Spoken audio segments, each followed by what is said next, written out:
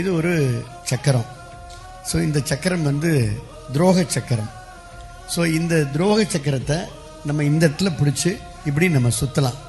என்ன காரணம்னா அனைத்து சமூக மக்கள், எல்லா மக்களும், உதாரணத்திற்கு பெண்கள், இளைஞர்கள், சாமானியர்கள், அரசு ஊழியர்கள், விளிம்பு நிலை மக்கள், விவசாயிகள், மீனவர்கள், வணிகர்கள், மாணவர்கள், பட்டியலின மக்கள், சாமானிய மக்கள்.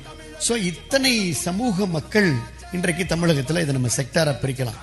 இந்த மக்களுக்கான ஒவ்வொரு வாக்குறுதியையும் நிறைவேற்றி தந்திருக்கிறோம் அப்படின்னு இந்த அரசு சொல்லுது.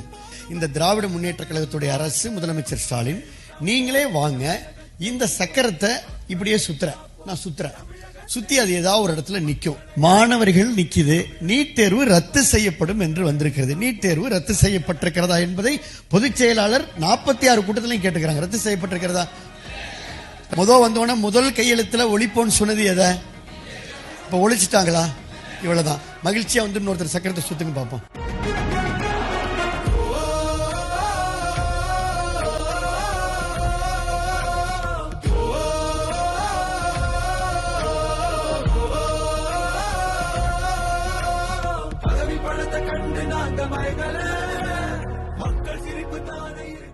நிறைவேற்றப்பட்டிருக்கா?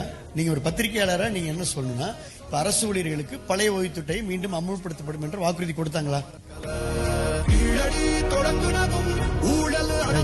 நன்றி.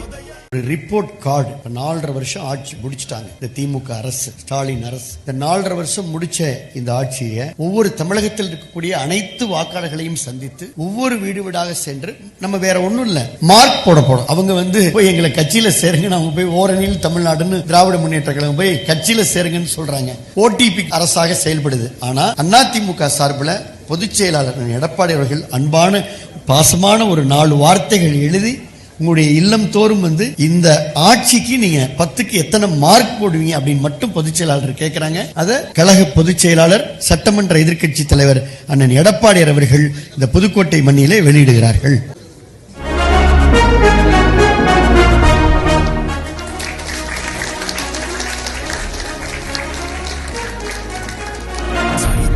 நாயகன், சாமானிய நாயகன், தமிழக தாய மீட்க உறுதி கொண்ட ஒரு மகன். அடித்தட்ட பார்த்தவன், அரியணையும் பார்த்தவன், புரட்சி தலைவி. அதே போல இந்த 10க்கு எத்தனை சதவீதம் மார்க் போடுறீங்க அப்படின்றத ரிலீஸ் பண்றாங்க கழக பொதுச் செயலாளர்.